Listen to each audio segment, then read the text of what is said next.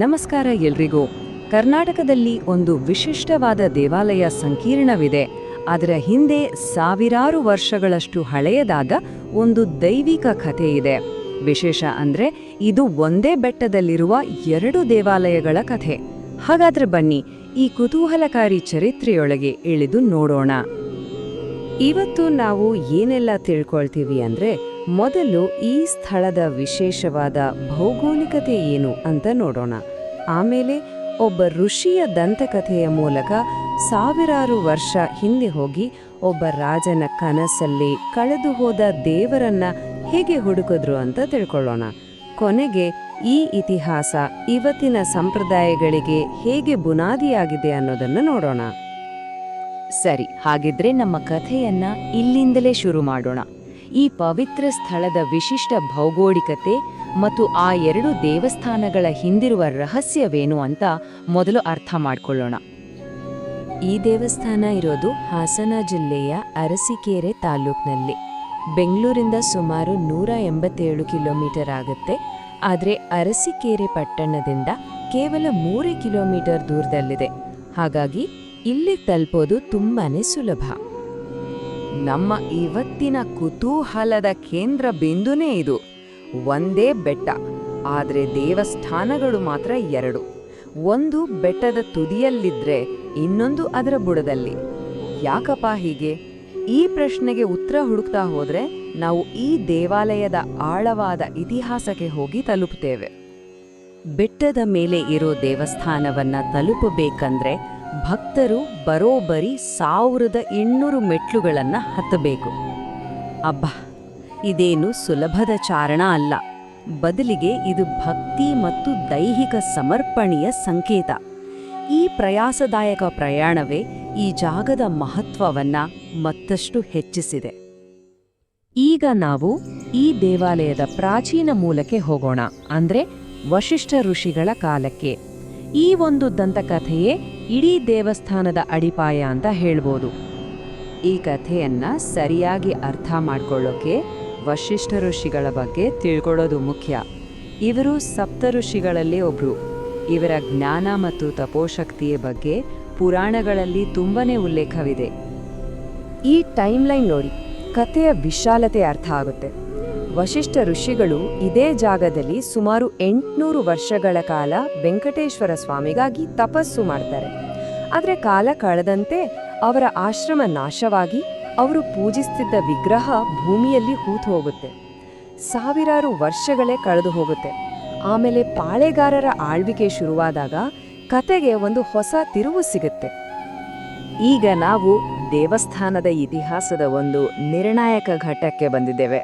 ಸ್ಥಳೀಯ ಅರಸನಾಗಿದ್ದ ತಿಮ್ಮಪ್ಪ ನಾಯಕನಿಗೆ ಬಿದ್ದ ಆ ಒಂದು ಕನಸು ಎಲ್ಲವನ್ನೂ ಬದಲಾಯಿಸ್ಬಿಡ್ತು. ಪ್ರಾಚೀನ ದಂತಕಥೆ ಮತ್ತು ಇತಿಹಾಸ ಒಂದಾಗೋ ಕ್ಷಣ ಇದು. ತಿಮ್ಮಪ್ಪ ನಾಯಕ ತಿರುಪತಿ ತಿಮ್ಮಪ್ಪನ ದೊಡ್ಡ ಭಕ್ತ.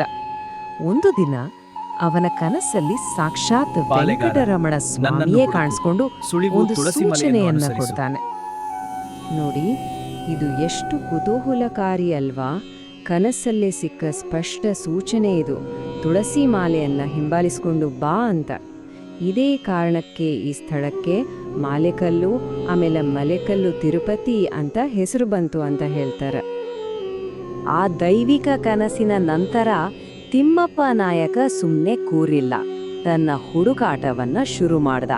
ಕನಸಲ್ಲಿ ಹೇಳಿದ ಹಾಗೇನೆ ಬೆಟ್ಟದ ಬುಡದಲ್ಲಿದ್ದ ತುಳಸಿ ಮಾಲೆಯನ್ನ ಗುರುತಿಸಿ ಅದನ್ನೇ ಹಿಂಬಾಲಿಸಿಕೊಂಡು ಬೆಟ್ಟ ಹತ್ತದ. ಕೊನೆಗೆ ಬೆಟ್ಟದ ತುದಿಯಲ್ಲಿ ವಶಿಷ್ಠ ಋಷಿಗಳು ಪೂಜಿಸಿದ್ದ ಆ ಪ್ರಾಚೀನ ವೆಂಕಟರಮಣ ಸ್ವಾಮಿಯ ವಿಗ್ರಹವನ್ನ ಪತ್ತೆ ಹಚ್ಚಿಯೇ ಬಿಟ್ಟ. ಸರಿ, ಇಲ್ಲಿವರೆಗೂ ನಾವು ಬೆಟ್ಟದ ಮೇಲಿನ ದೇವಸ್ಥಾನದ ಕಥೆ ಕೇಳಿದ್ವಿ. ಆದ್ರೆ ಕೆಳಗಿರೋ 2ನೇ ದೇವಸ್ಥಾನದ ಕಥೆ ಏನು? ಆ ರಹಸ್ಯ ಈಗ ಬಯಲಾಗುತ್ತೆ. ಕಥೆ ಇಲ್ಲಿಗೆ ಮುಗ್ದಿಲ್ಲ, ಇಲ್ಲೊಂದು ಟ್ವಿಸ್ಟ್ ಇದೆ. ತಿಮ್ಮಪ್ಪ ನಾಯಕ ತನ್ನ ರಾಜ್ಯದ ಬರಗಾಲದ ಸಮಸ್ಯೆಯನ್ನ ಪರಿಹರಿಸೋಕೆ ಬೆಟ್ಟದ ಬುಡದಲ್ಲಿ ಒಂದು ಕೆರೆ ತೋಡಿಸೋಕೆ ಶುರು ಮಾಡಿದಾಗ ಭೂಮಿ ಅಗಿಯೋವಾಗ ಇನ್ನೊಂದು ದೈವಿಕ ವಿಗ್ರಹ ಸಿಕ್ತು. ಇದುವೇ 2ನೇ ದೇವಸ್ಥಾನ ಕಟ್ಟೋಕೆ ಕಾರಣವಾಯಿತು. ಹಾಗಾದ್ರೆ ಈ 2 ದೇವಸ್ಥಾನಗಳಿಗೂ ಇರೋ ವ್ಯತ್ಯಾಸವೇನು? ನೋಡಿ, ಬೆಟ್ಟದ ತುದಿಯಲ್ಲಿರೋದು ಅಮರಗಿರಿ ತಿರುಪತಿ. ಅಲ್ಲಿ ಮೂಲ ದೇವರು ವೆಂಕಟರಮಣ ಸ್ವಾಮಿ ಇದ್ದಾನೆ. ಬೆಟ್ಟದ ಬುಡದಲ್ಲಿರೋದು ಗೋವಿಂದರಾಜ ಪಟ್ಟಣ. ಕೆರೆ ತೋಡುವಾಡಿ ಸಿಕ್ಕಿದ್ದು ಗೋವಿಂದರಾಜ ಸ್ವಾಮಿ. ಇವರೇ ಇಲ್ಲಿನ ಉತ್ಸವ ಮೂರ್ತಿ. ಈ ಉತ್ಸವ ಮೂರ್ತಿ ಅಂದ್ರೆ ಏನು ಅಂತ ಅರ್ಥ ಮಾಡ್ಕೊಳ್ಳೋದು ತುಂಬಾ ಮುಖ್ಯ. ರಥೋತ್ಸವದಂತಹ ದೊಡ್ಡ ಹಬ್ಬಗಳನ್ನ ಸಾವಿರಾರು ಮೆಟ್ಟಿಲುಗಳಿರೋ ಬೆಟ್ಟದ ಮೇಲೆ ಮಾಡೋದು ಕಷ್ಟ ಅಲ್ವಾ? ಅದಕ್ಕಾಗಿಯೇ ಮೆರವಣಿಗೆ ಮತ್ತು ಬೇರೆ ವಿಧಿವಿಧಾನಗಳಿಗೆ ಅಂತ ಈ ಉತ್ಸವ ಮೂರ್ತಿಯನ್ನ ಬೆಟ್ಟದ ಕೆಳಗಿನ ದೇವಸ್ಥಾನದಲ್ಲಿ ಇಟ್ಟಿದ್ದಾರೆ. ಈ ದೇವಸ್ಥಾನ ಕೇವಲ ಒಂದು ಐತಿಹಾಸಿಕ ಜಾಗ ಅಲ್ಲ, ಇದು ಇವತ್ತಿಗೂ ಸಕ್ರಿಯವಾಗಿರೋ ಒಂದು ಪವಿತ್ರ ಕ್ಷೇತ್ರ. ಇದರ ಪ್ರಾಚೀನ ಇತಿಹಾಸ ಇವತ್ತಿನ ಆಚರಣೆಗಳಲ್ಲಿ ಜೀವಂತವಾಗಿದೆ.